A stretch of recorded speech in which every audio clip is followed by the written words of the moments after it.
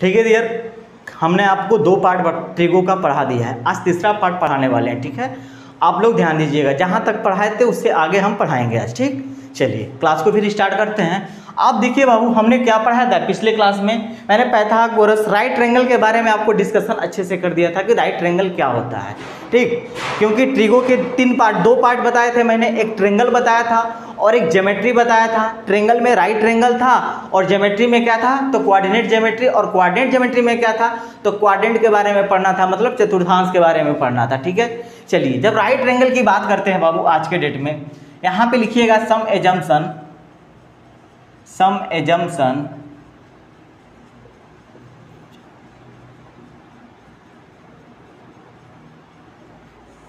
कुछ हमारे एजम्पशन है जिसको आपको प्रूफ की नहीं किया जा सकता, वो प्रूफ है, वो जो चीज़ है तो वो है, उसको आप प्रूफ नहीं कर सकते, वो मान लिया गया कि ये चीज़ होता है तो होता है। ठीक है, जैसे आपको हम बता रहे हैं बाबू, अभी मैंने बनाया था, ये आपका राइट ट्रायंगल है। ठीक है, ये ए है, ये कितना है बाबू, बी है, ये सी है, ये हमारा डी है। ठीक है, ये कितना, अगर एंगल थीटा दे, ठीक याद रखिएगा, मैं अभी इसका कंसेप्ट भी समझाऊंगा। आप हमेशा करके नोट में पहले लिख लीजिए,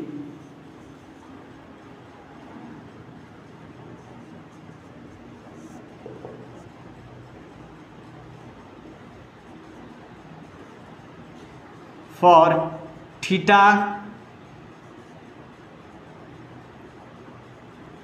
के लिए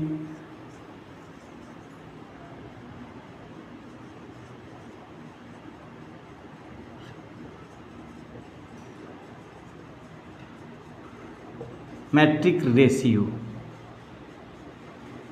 ठीक है, किसके लिए बाबू, तो थीटा के लिए। अब बताओ, हमने इसको क्या माना था, P माना था बाबू, इसको क्या माना था मैंने, H माना था, और इसको क्या माना था, B माना था। देखिए साइन थीटा है बाबू, पहला त्रिकोणमिति रेशियो जो होगा वो साइन थीटा होता है। ठीक है, साइन का फुल नाम होता है साइन, SINA। ठीक है, इसको हम लोग शॉर्ट में लिखते हैं बाबू, तो सिर्फ साइन लिखते हैं। क्या लिखते हैं, साइन लिखते हैं। आपसे पूछेगा कि साइन का फुल नेम क्या होता है, तो साइन हो गया। ठीक है, साइन को ये नाम से भी बुलाया जाता है और इस नेम से भी बुलाया जाता है। देखिए साइन थीटा बराबर जो बाबू होता है, ये हमारे कुछ एजम्पशन है जिसे माना गया है कि साइन थीटा बराबर लंब बटा में कर्ण ही होगा। क्या होगा बाबू, तो लंब बटा में कर्ण होगा, मतलब कि P बाई क्या होगा, H होगा। समझ में आया बात, क्या होगा, तो P बाई H होगा।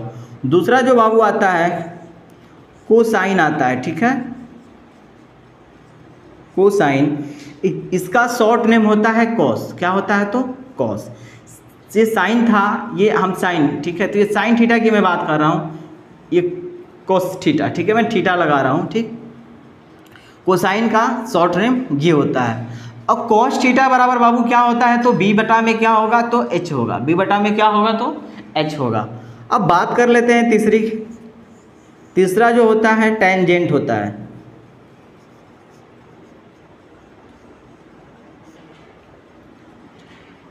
टेंजेंट, इसके शॉर्ट नेम पढ़ेंगे हम लोग, क्या पढ़ेंगे, तो टैन थीटा। तो टैन थीटा बराबर क्या होगा बाबू, तो टैन थीटा बराबर P बाई क्या होता है, तो B होता है, P बटा में B, ये याद रखिएगा। ठीक, चलिए चौथा होता है बाबू कोसेकेंट।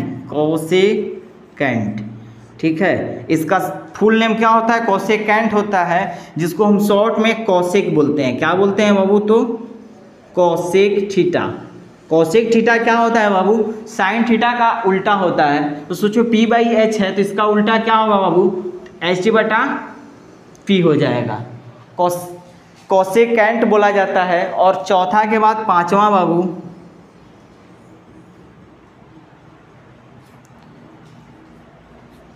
पांचवा होता है सेकेंट।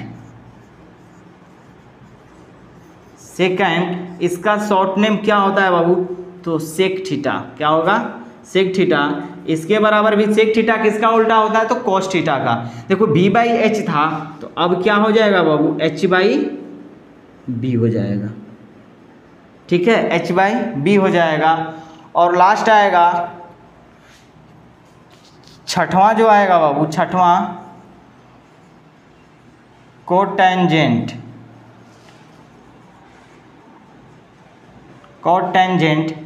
का शॉर्ट नेम क्या होता है, तो कॉट थीटा। क्या होता है बाबू, तो कॉट थीटा।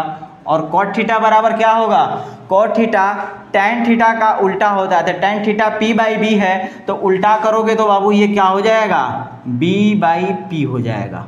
किसके लिए, तो फॉर थीटा के लिए। अगर ये थीटा यहाँ पे है तो ये किसके लिए है, तो फॉर थीटा के लिए सारे त्रिकोणमितीय निष्पत्तियाँ लिखा गया है। ठीक, अगर हम आपसे बात करें बाबू, एक बात अगर नोट में आपको लिखाएं तो नोट में कर लीजिएगा, नोट में लिख लीजिएगा ये बात।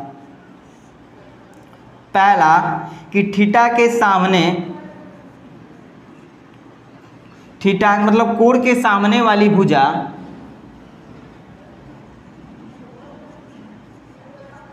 जिस कोण के रिस्पेक्ट में, जिस कोण के रिस्पेक्ट में त्रिकोणमितीय निष्पत्तियों का मान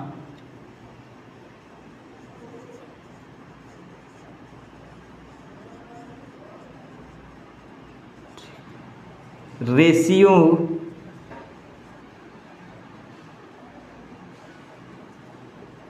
का मान लिखते हैं उस कोण के सामने की साइड, उस कोण के सामने की साइड, सामने की साइड हमेशा लंब कहलाती है।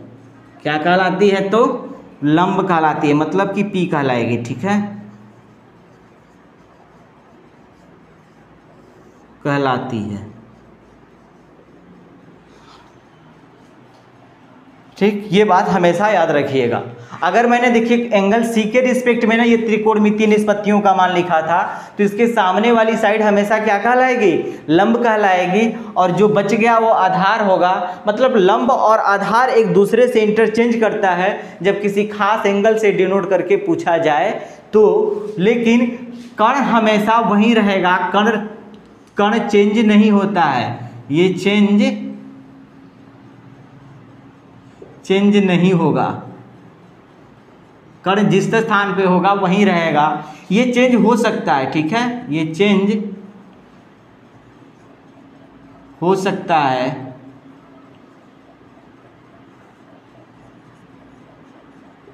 और ये भी चेंज हो सकता है बाबू,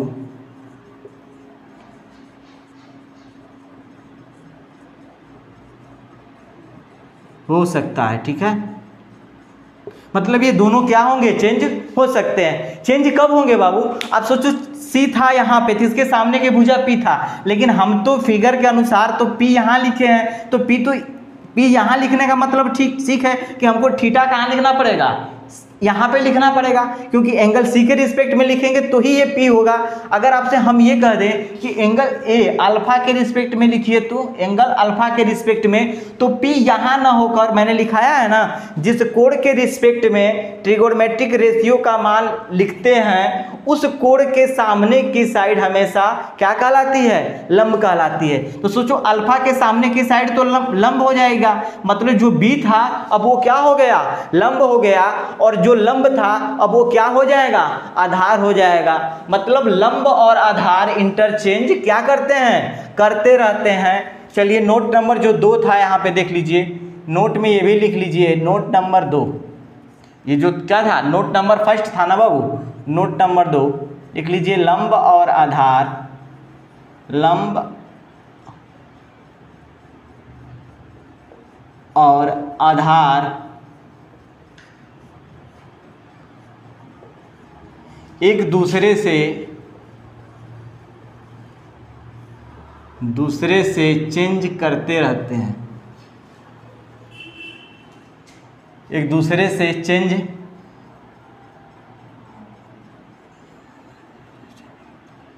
चेंज करते हैं। ठीक है,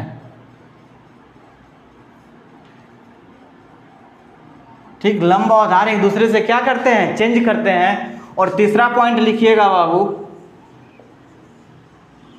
कर्ण कभी भी चेंज नहीं हो सकता, चेंज नहीं हो सकता।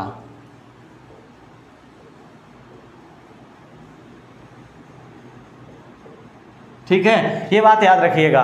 कण हमेशा वही स्थान पर रहेगा, कण कभी भी चेंज नहीं होगा, चाहे आप ए के रिस्पेक्ट में लिखें या तो चाहे सी के रिस्पेक्ट में लिखें।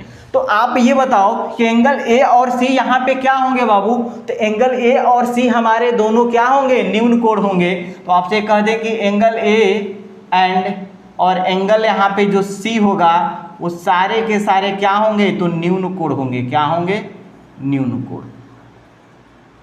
तो त्रिकोणमितियों का निष्पत्तियों का मान न्यून कोण के ही रिस्पेक्ट में लिखा जाता है, न कि राइट एंगल के रिस्पेक्ट में। राइट एंगल के रिस्पेक्ट में कभी भी त्रिकोणमिति रेशियो का अनुपात नहीं लिखा जा सकता है, वो हमेशा लिखा जाएगा तो न्यून कोणों के रिस्पेक्ट में ही लिखा जाएगा। इसलिए ये दोनों आपस में क्या होते हैं? चेंज होते रहते हैं। अगर अल्फा के लिए लेंगे तो बी हमारा क्या हो जाएगा? लंब हो जाएगा, और पी हमारा क्या हो जाएगा? आधार हो जाएगा। आप नोट कर लिए, ये सारे के सारे किसके लिए था? थीटा के लिए त्रिकोणमिति रेशियो लिखा गया था। अल्फा के लिए अब लिखा देते हैं। ठीक।